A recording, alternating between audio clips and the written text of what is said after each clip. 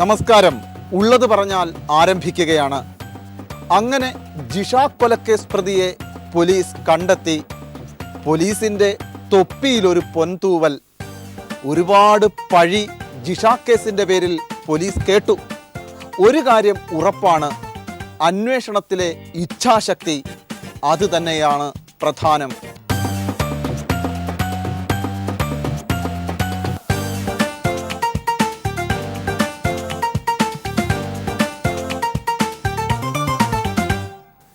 ആദ്യ മന്ത്രിസഭാ യോഗത്തിൽ തന്നെ ജിഷ കേസിലെ പ്രതിയെ പിടിക്കും എന്ന തീരുമാനം. അതിനായി സന്ധ്യ IPSന്റെ നേതൃത്വത്തിൽ പ്രത്യേക അന്വേഷണ സംഘം. തീർച്ചയായിട്ടും നിങ്ങളുടെ എല്ലാവരുടെയും സഹകരണം. ഞങ്ങളും നിങ്ങളെപ്പോലെ വളരെ ബുദ്ധിമുട്ടുള്ള ഒരു ജോലിയിൽ ഏർപ്പെട്ടിരിക്കുകയാണ്. അപ്പോൾ ഒരു സക്സസ്ഫുൾ പ്രോസിക്യൂഷനാണ് വേണ്ടത്. പ്രതി കൃത്യമായി അത് ചെയ്യുക എന്നുള്ളത് മാത്രമാണ് ഇപ്പോൾ ഞങ്ങളുടെ ടീമിന്റെ ലക്ഷ്യം. ഇതുവരെ തിരഞ്ഞിട്ട് കിട്ടാത്ത പ്രതിയെ ഇനി എവിടെ നിന്ന് കിട്ടാൻ എന്നായിരുന്നു ചിലരുടെ ഭാവം. കേസ് അന്വേഷണം ചിലപ്പോൾ പെട്ടെന്ന് പ്രതിയെ കണ്ടെത്താനുള്ള സാഹചര്യം ഉണ്ടാകും, ചിലപ്പോൾ വൈകും. എന്നാൽ ഇപ്പോൾ പ്രതി കുടുങ്ങി. അത് എങ്ങനെ സാധിച്ചു? അത് ആലോചിക്കുമ്പോഴാണ് കാര്യക്ഷമതയുടെ അർത്ഥം അന്വേഷിക്കേണ്ടത്. ഞങ്ങൾ ഈ കേസ് എങ്ങനെ ബിൽഡ് ചെയ്തിട്ട് എത്ര സ്ട്രോങ് എവിഡൻസ് കോടതിയുടെ മുൻപാകെ കൊണ്ടുവരണം, that is very important. Best possible evidence നമുക്ക് ഫ്രണ്ടിലേക്ക് കൊണ്ടുപോകാൻ പോകും. അതാണ് മെയിൻ ആണോ ഇപ്പോൾ, ദാറ്റ് ഈസ് ദ ചാലഞ്ച്. വാസ്തവത്തിൽ പോലീസിന്റെ കാര്യക്ഷമത ഭരണകൂടത്തിന്റെ കാര്യക്ഷമത തന്നെയാണ്. ഒരു ഗവൺമെന്റിന് വിശ്വാസമില്ലെങ്കിൽ പിന്നെ ആ പോസ്റ്റിലിരുന്ന് ഗവൺമെന്റിനും ബുദ്ധിമുട്ട്, ഇരിക്കുന്ന ആൾക്കും ബുദ്ധിമുട്ടാകുന്നതുകൊണ്ട് കാര്യമില്ല. ജിഷ കേസ് അന്വേഷണത്തിലെ വീഴ്ചയുടെ പേരിൽ പോലീസ് തലപ്പത്ത് അഴിച്ചുപണി നടത്തി. അപ്പോൾ വന്ന പരിഹാസം രൂക്ഷമായിരുന്നു. ബെഹ്റയാകാൻ എനിക്കാവില്ല എന്ന് സ്ഥാനം പോയ DGP പരസ്യമായി പറഞ്ഞു. അതൊരു ഡീസെന്റ് വിധത്തിൽ പറഞ്ഞാൽ മതി. In any case I cannot become Behera. That is my problem. Senkumar can be Senkumar, Behera can be Behera. അത്രയേ ഉള്ളൂ. അതിന് മറുപടിയായി ബെഹ്റയും പറഞ്ഞു, സെൻകുമാറാകാൻ എനിക്കും കഴിയില്ല. DGP റാങ്കിലെ ക്രമസമാധാന പാലനം. പക്ഷേ ഇപ്പോൾ ബെഹ്റ വാക്കുപാലിച്ചു, താൻ സെൻകുമാർ അല്ല. നെക്സ്റ്റ് ആണ് ഇതിൽ ഈ ആൾക്ക് അതിനെ 100% കണക്ട് ചെയ്യണം, 100% സയന്റിഫിക് രീതിയിൽ കണക്ട് ചെയ്യണം. അതാണ് ഞാൻ പഠിച്ചിട്ടുള്ള ഇൻവെസ്റ്റിഗേഷൻ. പഴയ പോലീസ് മന്ത്രി പറഞ്ഞു, തൊണ്ടിയായ ചെരുപ്പ് തൻ്റെ കാലത്ത് കണ്ടെടുത്തതാണെന്ന്. ജിഷ കൊലപാതകം നടന്നപ്പോൾ തെളിവുകൾ നശിപ്പിച്ചു എന്ന ആരോപണത്തിന് മറുപടിയാണ് ഇപ്പോൾ ഈ പ്രതിയെ കണ്ടെത്താൻ സഹായിച്ചിട്ടുള്ളത്.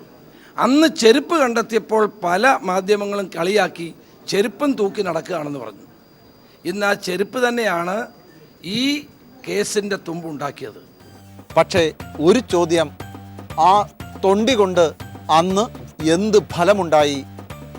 ഇപ്പോൾ തൊണ്ടി വെച്ച് തൊഴിൽ തണ്ടിയെത്തിയ ആസാം പണിക്കാരനിലെത്തി. പിന്നെ മറ്റൊരു കാര്യം, തൊണ്ടി തൻ്റെ കാലത്ത് കണ്ടെത്തിയതാണെന്ന് അഭിമാനിക്കുമ്പോൾ അടിവരയിടുന്നത് ഈ കൊലപാതകം തൻ്റെ കാലത്ത് നടന്നതാണ് എന്നാണ്. ആസാം പണിക്കാരന് പോലും തോന്നിയിരുന്നു ഇവിടെ ആർക്കും എന്തും സാധ്യമാണെന്ന്. അല്ലെങ്കിൽ ഏതോ പരിഹാസത്തിൻ്റെ പേരിൽ പകമൂക്കുകയും അത് തീർക്കാൻ ധൈര്യപ്പെടുകയും ചെയ്യാൻ ആസാം പണിക്കാരന് കഴിയില്ലായിരുന്നു. അതായത് പോലീസ് അത്രമാത്രം നിഷ്ക്രിയം എന്നർത്ഥം. എങ്ങനെ നിഷ്ക്രിയമാകാതിരിക്കും? അഴിമതി എന്ന അർബുദം അത്രമാത്രം സമൂഹത്തെ ഗ്രസിച്ചിരുന്ന കാലമായിരുന്നു അത്. പണമുണ്ടെങ്കിൽ എന്തും സാധിക്കും എന്ന പ്രതീതി ഉണ്ടായ കാലം. അത്തരമൊരു സമൂഹത്തിൽ ഇങ്ങനൊക്കെ സംഭവിക്കുന്നതിൽ എന്തത്ഭുതം. അതെ, ഭരണകൂടം എപ്പോൾ നിഷ്ക്രിയമാകുന്നുവോ അപ്പോൾ ഞാഞ്ഞൂലും പത്തി വിടർത്തിയാടും. അഴിമതി ഭരണതലത്തെ എത്രമാത്രം വിഴുങ്ങി എന്നതിൻ്റെ പ്രത്യക്ഷമാണ് UDF സർക്കാരിൻ്റെ അവസാന കാലത്തെ 47 ഉത്തരവുകൾ. 47ലും ക്രമക്കേടുകൾ നടന്നു എന്നാണ് മന്ത്രിസഭാ ഉപസമിതിയുടെ കണ്ടെത്തൽ. റവന്യൂ വകുപ്പിന്റെ ഉത്തരവുകളാണ് ക്രമക്കേടുള്ള 47 ഉത്തരവുകളും. ഭൂമി സംബന്ധിച്ചുള്ള ഒരു കാര്യമാണ് എന്നുള്ളത് കൊണ്ട് റവന്യൂ വകുപ്പ് എല്ലാ ഉത്തരവാദിത്വങ്ങളും എന്തൊക്കെ സംഭവിച്ചാലും അതെല്ലാം റവന്യൂ വകുപ്പ് തന്നെ ഏറ്റെടുക്കണം എന്ന് നിങ്ങൾ പറയുന്നത് ശരിയല്ല. അന്ന് KPCC അധ്യക്ഷൻ VM സുധീരൻ അതിനെ കടും വെട്ട് എന്നാണ് വിളിച്ചത്. അതിൻ്റെ പേരിൽ അന്നത്തെ റവന്യൂ മന്ത്രി തെരഞ്ഞെടുപ്പിൽ മത്സരിക്കരുത് എന്നുവരെ സുധീരൻ നിലപാടെടുത്തു. ഇപ്പോൾ പ്രതിപക്ഷ നേതാവ് രമേശ് ചെന്നിത്തലയും പറയുന്നു അന്നത്തെ ഉത്തരവുകൾ തെരഞ്ഞെടുപ്പ് തോൽവിക്ക് കാരണമായി എന്ന്. എന്നാൽ അന്നത്തെ റവന്യൂ മന്ത്രിയുടെ പ്രതികരണമാണ് വിചിത്രം. ശ്രീ അടൂർ പ്രകാശ് പറയുന്നത് താൻ ഏതെങ്കിലും ഫയലിൽ എഴുതുകയോ ഒപ്പിടുകയോ ചെയ്തിട്ടില്ല എന്നാണ്. ആകെ ഉള്ളത് ഞങ്ങളുടെ ഡിപ്പാർട്ട്മെൻറ്റിൽ നിന്ന് ഇതിന് ഉത്തരവ് ഇറക്കി കൊടുത്തു. ഇത് ഉത്തരവ് ഇറക്കിയതിന് ശേഷമാണ് ഞാൻ കാണുന്നത് തന്നെ, ഞാൻ അറിയുന്നത് അതിന് ശേഷമാണ്. ഇതൊക്കെ ഫയലുണ്ടല്ലോ, ഫയലിനകത്ത് അവർ നോക്കട്ടെ. കടമക്കുടിയുടെ കാര്യത്തിൽ, പത്രാങ്കായലിൻ്റെ കാര്യത്തിൽ, മറ്റുള്ള വിഷയത്തിൻ്റെ ചില കാര്യങ്ങളൊക്കെ ഉണ്ടല്ലോ, അതിനകത്ത് ഞാൻ എന്തെങ്കിലും അതിനകത്ത് എഴുതിയിട്ടുണ്ടോ, ഞാൻ എന്തെങ്കിലും ഒപ്പിട്ടിട്ടുണ്ടോ, അതൊക്കെ വരട്ടെ, പുറത്തു വരട്ടെ. ഈ പറയുന്നത് വകുപ്പ് മന്ത്രിയായിരുന്ന ഒരാളാണെന്ന് ഓർക്കണം. തൻ്റെ വകുപ്പിൽ നടന്ന കാര്യങ്ങൾ അടൂർ പ്രകാശ് അറിഞ്ഞിരുന്നില്ലെങ്കിൽ അദ്ദേഹം എന്ത് മന്ത്രിയായിരുന്നു സർ? മന്ത്രിയായിരുന്ന് മറ്റെന്ത് പണി ചെയ്യുകയായിരുന്നു സർ? ഗുരുതരമായ മറ്റൊരു കാര്യം, മറ്റേതോ വകുപ്പിന് വേണ്ടിയാണത്രേ തൻ്റെ വകുപ്പിൽ നിന്ന് ഉത്തരവിറങ്ങിയത്. മറ്റ് ഏത് വകുപ്പിന് വേണ്ടിയാണെങ്കിലും മന്ത്രി എന്ന നിലയിൽ അടൂർ പ്രകാശ് ചെയ്യേണ്ടിയിരുന്നത് ക്രമവിരുദ്ധമായത് തടയണമായിരുന്നു, തിരുത്തണമായിരുന്നു. അല്ലാതെ മറ്റാർക്കോ വേണ്ടി എന്ന ന്യായം ജനങ്ങളോടുള്ള വഞ്ചനയാണ്. ഈ കാര്യത്തിലൊന്നും പാർട്ടി ഇടപെടേണ്ട യാതൊരു കാര്യവുമില്ല. നിയമം അത് അനുശാസിക്കുന്ന രീതിയിൽ അതിൻ്റേതായ രീതിയിൽ മുന്നോട്ട് പോകട്ടെ. അന്ന് ആ സത്യം തുറന്നു പറയാതെ ഇന്ന് സത്യം പുറത്തു വരട്ടെ എന്ന് പറയുന്നത് ലളിതമായി പറഞ്ഞാൽ കൈകഴുകലാണ്. അപ്പോൾ അടൂർ പ്രകാശ് പറയുന്നത് മുഖവിലക്കെടുത്താൽ അന്ന് നടന്നത് കച്ചവടമായിരുന്നു. അത് ആർക്കു വേണ്ടിയായിരുന്നു എന്ന് പുറത്തു വരട്ടെ എന്നു പറഞ്ഞാൽ ആ മന്ത്രിസഭയിലെ മറ്റാർക്കോ വേണ്ടിയായിരുന്നു എന്നാണ്. ഇങ്ങനെ പരസ്പരം പഴിചാരിയും വിഴുപ്പലക്കിയും പഴയ ഭരണത്തിൻ്റെ നാണക്കേടുകൾ പുറത്തു വരുന്നു. മാണി കോൺഗ്രസിൻ്റെ സ്റ്റിയറിംഗ് കമ്മിറ്റി യോഗത്തിൽ നടന്നതും വിഴുപ്പലക്കലായിരുന്നത്രേ. അവരുടെ പരാതി മാണിയെ മാത്രം പ്രതിസ്ഥാനത്ത് നിർത്താൻ ശ്രമിച്ചു എന്നാണ്.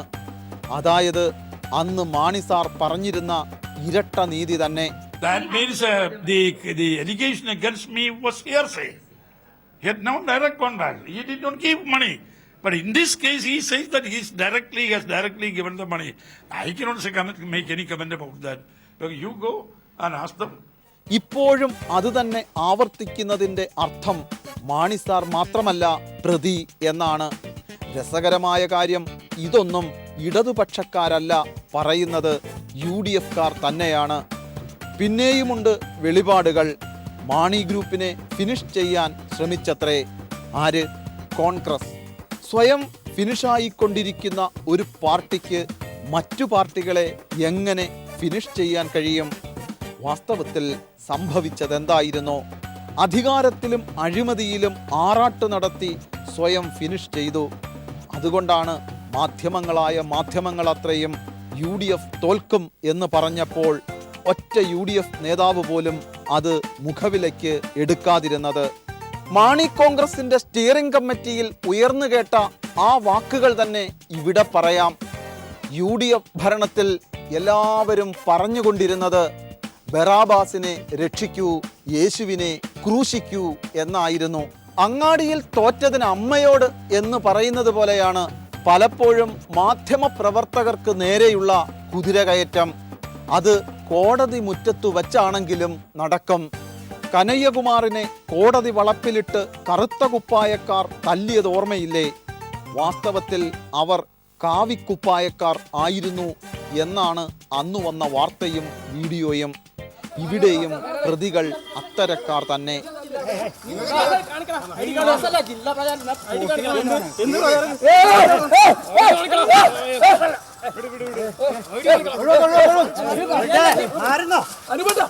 RSS പ്രവർത്തകരെ കോടതിയിൽ ഹാജരാക്കുന്നത് ചിത്രീകരിക്കാൻ ശ്രമിച്ചതിനാണ് അക്രമം. അക്രമികൾ പ്രതികൾക്ക് അകമ്പടി വന്നവർ. ദൃശ്യം പകർത്തിയതിനെ ചോദ്യം ചെയ്തു, സംഘടിതമായി തടഞ്ഞു. പിന്നെ ഭേദ്യം, വെല്ലുവിളി. കേന്ദ്ര ഭരണം ഇല്ലാത്തപ്പോഴും കേരളത്തിൽ MLA ഇല്ലാത്തപ്പോഴും വെട്ടിയിട്ടുണ്ടത്രേ.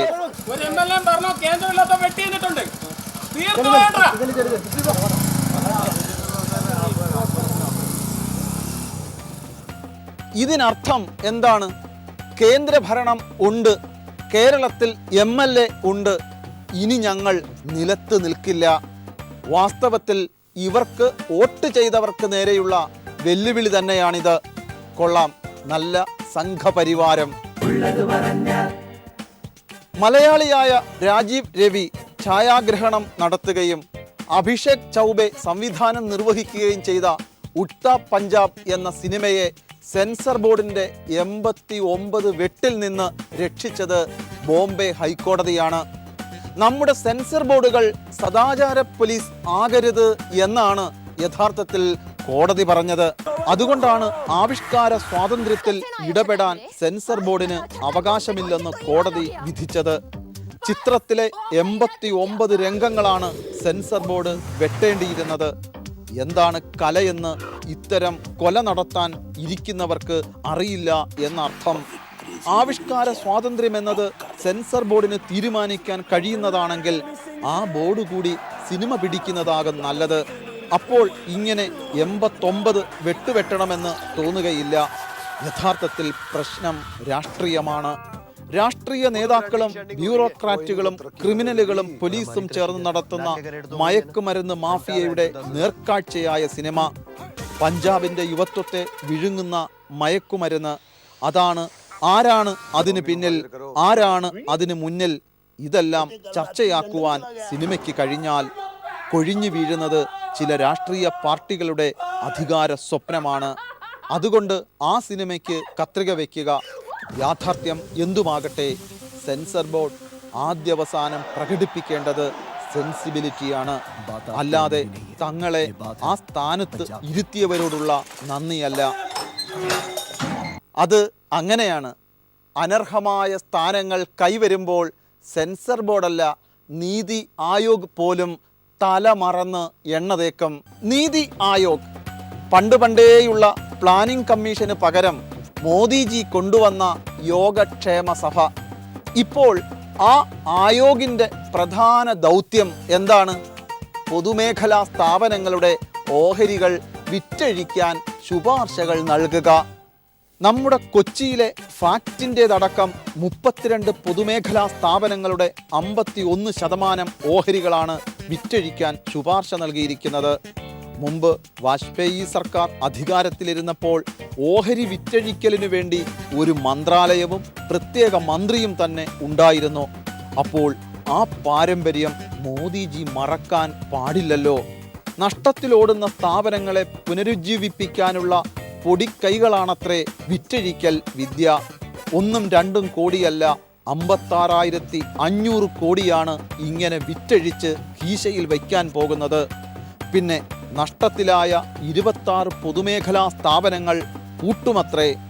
അങ്ങനെ പോകുന്നു ശുപാർശകൾ. ഇങ്ങനെ വിറ്റഴിക്കാനും പൂട്ടാനും മോദിജി തീരുമാനിക്കുകയാണെങ്കിൽ ഒരു കാര്യം ഉറപ്പായി, നല്ല ദിനങ്ങൾ വരവായി.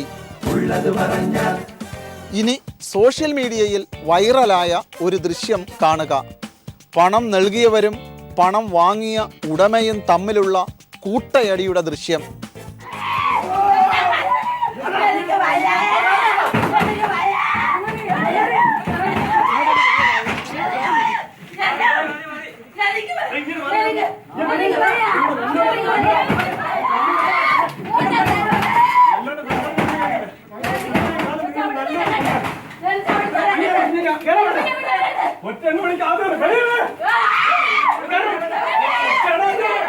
അടിയുടെ ദൃശ്യം കണ്ടിരിക്കാൻ നമ്മൾ മലയാളികൾക്ക് എന്തൊരു കൊതി എന്നതിൻ്റെ തെളിവാണ് ഈ വൈറൽ.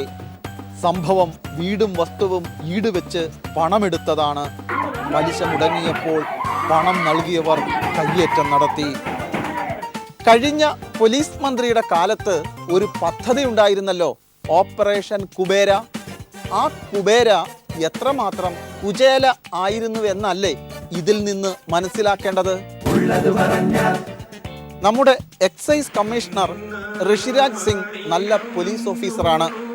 അദ്ദേഹം ആ പണി ചെയ്യുന്നത് കാണാനും കേൾക്കാനുമാണ് വാസ്തവത്തിൽ മലയാളികൾക്ക് ഇഷ്ടം. എന്നാൽ മേപ്പടിയാൻ പാട്ടുപാടിയാൽ നമുക്ക് ഇഷ്ടമാകുമോ? പാട്ട് കേട്ടു നോക്കാം.